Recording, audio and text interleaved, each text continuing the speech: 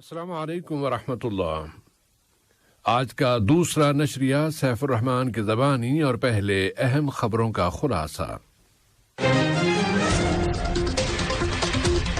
مومنین نے جمہوریہ کینیا کے صدر کی جانب سے ایک ٹیلی فون کال وصول کی ہے۔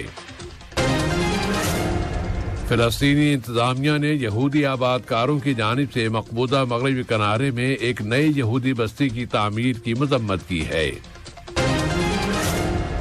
مغربی ملکوں نے رامسٹائن کے اجلاس میں یوکرین کی مزید فوجی امداد کا فیصلہ کیا ہے، اور امریکہ نے پناہ گزینوں کے خیر مقدم کا ایک پروگرام شروع کر دیا ہے۔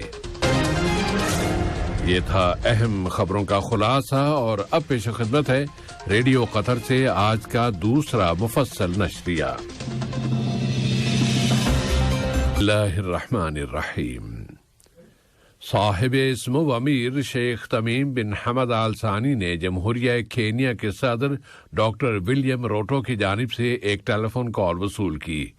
اس رابطے میں دونوں ملکوں کے آپس کے تعلقات، انہیں تمام تر شعبوں میں فروغ دینے کے وسائل اور مشترکہ دلچسپی کے متعدد موضوعات پر بات چیت کی گئی۔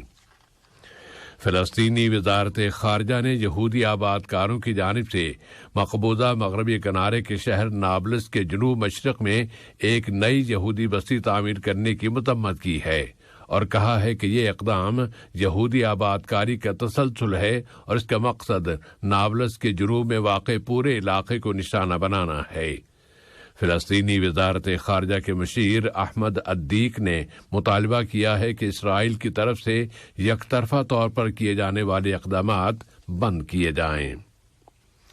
اردن کے دارالحکومت عمان میں اردنی شہریوں نے شہر القدس میں کی جانے والی خلاف ورزیوں کی مذمت، اردن اور فلسطین کے دفاع، صہیونی انتہا پسندانہ پالیسیوں کو مسترد کر دینے اور فلسطینی مزاحمت کی حمایت میں اسرائیلی سفارت خانے کے قریب دھرنا دیا ہے۔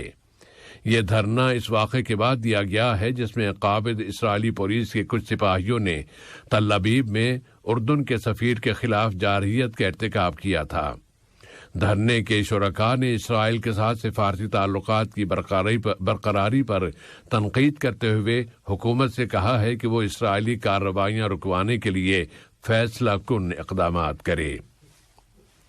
لیبیا سے متعلق خبر یہ ہے کہ لیبیائی مصالحت کی افریقی کمیٹی کے سربراہ محمد الحسن لبات نے لیبیا کے بحران کے حل کی تلاش کے لیے کی جانے والی کوششوں میں قومی مصالحت کو مرکزی حیثیت دینے پر زور دیا ہے۔ انہوں نے زور دے کر کہا ہے کہ افریقی کمیٹی فوج کے ذریعے مسائل کو حل کرنے یا کسی کے بھی اخراج کی منطق کو مسترد کرتی ہے۔ صومالیہ کی فوج نے اعلان کیا ہے کہ اس نے ملک کے وسطی حصے میں واقع شہر گلعد پر القاعدہ کے ساتھ تعلق رکھنے والی تنظیم تحریک نوجوانان کے ایک حملے کو ناکام بنا دیا ہے۔ گزشتہ ہفتے اس شہر سے اس تحریک کے جنگجوؤں کے نکل جانے کے بعد فوج نے اس پر قبضہ کر لیا تھا، اور اب اس تحریک کی جانب سے یہ حملہ کیا گیا ہے۔ صومالی فوج نے یہ اعلان بھی کیا ہے کہ صومالیہ کے جنوبی علاقے ڈاگاسکو میں ایک ملٹری آپریشن کے دوران تحریک نوجوانان کے تقریباً 49 عناصر ہلاک کر دیے گئے ہیں۔ لبنانی پارلیمنٹ کی کل 11ویں مرتبہ نئے صدر کے انتخاب میں ناکامی کے بعد اس کے متعدد ممبران نے احتجاجاً پارلیمنٹ کے اندر ہی دھرنا دے دیا ہے کہ صدارت کا عہدہ اتنی دیر سے مسلسل خالی کیوں پڑا ہوا ہے۔ ان حالات کے ساتھ ہی ساتھ لبنان کی معیشت کا بھی گویا گلا دب چکا ہے، اور لبنانی لیرہ ڈالر کے مقابلے میں اپنی 95% قیمت کھو دینے کے بعد اب $1 کے بدلے میں 50,000 لیرہ ہو گیا ہے۔ یوکرین کی مدد کرنے والے ملکوں کے وزرائے دفاع اور فوجی کمانڈروں کا ایک اجلاس جرمنی میں امریکی فوجی اڈے رامسٹائن میں منعقد ہوا ہے۔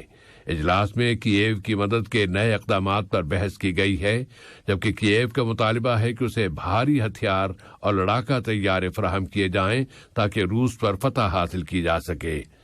یوکرین کے صدر وولودیمیر زیلنسکی نے ویڈیو کال کے ذریعے اس اجلاس میں شرکت کرتے ہوئے ان ملکوں سے اپیل کی ہے کہ وہ تیز رفتار اقدامات کریں اور ان کے ملک کو F-16 طیارے اور ایسے ایکٹیو ہتھیار فراہم کریں جن کے ذریعے روسی فوجوں کا راستہ روکا جا سکے۔ امریکی وزیر دفاع لوئڈ آسٹن نے کہا ہے کہ ان کا ملک یوکرین کی مدد ہرگز بند نہیں کرے گا۔ انہوں نے مغربی ملکوں سے کییو کی مدد میں اضافے کی اپیل کی ہے اور کہا ہے کہ یوکرینی عوام کی نظریں ہم پر لگی ہوئی ہیں اور اسی طرح کرملن اور تاریخ کی نظریں بھی ہم پر ہیں۔ فرانس کے وزیر خزانہ پرونو لومیغ نے کہا ہے کہ ان کے ملک میں جاری ہڑتالوں کی وجہ سے ملکی معیشت متاثر نہیں ہوگی۔ وہاں کے ملازمین ریٹائرمنٹ کی عمر میں اضافے کے خلاف احتجاج کر رہے ہیں۔ فرانسیسی وزیر خزانہ نے اپنے اس خیال کا اظہار کیا ہے کہ صدر ایمینوئل میکرون کی طرف سے ریٹائرمنٹ کے نظام میں لائی جانے والی اصلاحات فرانس کے لیے بہت ضروری ہیں۔ یہ فرانسیسی عوام کی مزید خوشحالی کی ضمانت کا ایک بہترین طریقہ ہے۔ فرانس کے مختلف شعبوں کی یونینز نے اپیل کر دی ہے کہ 31 جنوری کو پورے ملک میں مزید ایک روز کی ہڑتال کی جائے، لیکن حکومت اپنے فیصلے سے پیچھے ہٹنے کا کوئی اشارہ نہیں دے رہی۔ امریکہ میں پناہ گزینوں کے خیر مقدم کے لیے نئے پروگرام پر عمل درآمد شروع کر دیا گیا ہے۔ حکومت نے ہر ایک امریکی شہری سے کہا ہے کہ وہ ان کی سرپرستی میں حصہ لے تاکہ وہاں پناہ گزینوں کی تعداد میں اضافہ کیا جا سکے، جو اس وقت بہت ہی کم ہے۔ امریکی وزیر خارجہ انٹونی بلنکن نے کہا ہے کہ خیر مقدم کی اتھارٹی گزشتہ 4 دہائیوں میں پناہ گزینوں کے خیر مقدم کا سب سے بڑا پروگرام ہے۔ انہوں نے کہا کہ پہلے سال کا ٹارگٹ یہ ہے کہ 10,000 امریکیوں کو اس پروگرام میں شامل کیا جائے اور تقریباً 5,000 پناہ گزینوں کی میزبانی کریں۔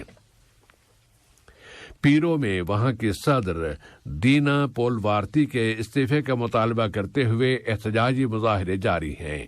ان مظاہروں میں گزشتہ 5 ہفتوں کے دوران کم از کم 45 افراد ہلاک ہو چکے ہیں۔ پیرو کے ہزاروں شہریوں نے آج بھی دارالحکومت لیما میں ایک بہت بڑا مظاہرہ کیا ہے، جس میں مظاہرین کی پولیس کے ساتھ جھڑپیں ہوئی ہیں۔ پیرو کی پبلک پروسیکیوشن نے صدر جمہوریہ اور ان کی حکومت کے متعدد ممبران کے خلاف تحقیقات شروع کر دی ہیں۔ سیکورٹی فورسز نے حکومت مخالف مظاہرین کو کچلنے کی کارروائی میں 10 مظاہرین کو قتل کر دیا تھا، جس کے بعد حکومت پر قتل عام کا الزام عائد کیا گیا ہے۔ صدر دینا پولوارتی گزشتہ ہفتوں کے دوران ہونے والی 10 ہلاکتوں اور سینکڑوں افراد کے زخمی ہو جانے پر معذرت کا اظہار کر چکی ہیں۔ اور اب کچھ اقتصادی خبریں۔ قطر نے برادر ملک متحدہ عرب امارات میں عرب ملکوں کی مالیاتی وزارتوں کے انڈر سیکرٹریز کے اجلاس میں شرکت کی ہے۔ عرب مانیٹری فنڈ نے اس اجلاس کا اہتمام کیا تھا اور وزارت مالیات کے انڈر سیکرٹری جناب خلف بن احمد المنائی نے اس اجلاس میں قطر کی نمائندگی کی۔ قطر کلچرل ولیج قطارہ کی انتظامیہ نے وزارت بلدیہ کے تعاون سے 7ویں محاصیل یعنی فصلیں نامی میلے کا آغاز کر دیا ہے۔ اس میلے کا مقصد قطر کی زرعی اور غذائی پیداوار کو پروموٹ کرنا ہے۔